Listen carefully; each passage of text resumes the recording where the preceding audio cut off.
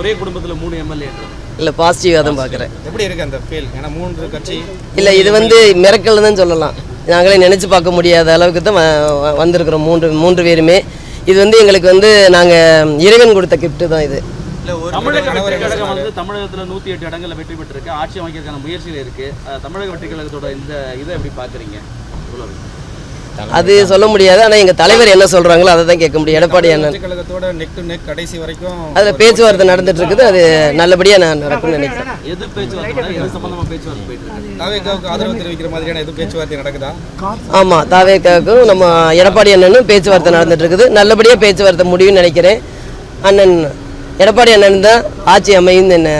கண்டிப்பாக தேங்க்யூ, நன்றி நன்றி. முதலமைச்சர் எடப்பாடி அவளை குறிப்பிட்டீங்க, இவர் ஏதாவது முதலமைச்சர் ஆகிறதுக்கான பேச்சுவார்த்தை எதாவது நடக்கா? இல்லை, நடந்துட்டு தான் இருக்குது, போயிட்டு தான் இருக்குது. தாவேக்கா சைட்லேருந்து என்ன ரெஸ்பான்ஸ் ஏதாவது உங்கள்கிட்ட டிஸ்கஸ்? அது தெரியல. கண்டிப்பாக இப்போ தாவேக்கா தலைவர் விஜயோட எடப்பாடி அவர்கள் பேசியிருக்காரு. நல்ல பேச்சுவார்த்தை நடந்துட்டு தான் இருக்கு. நன்றி.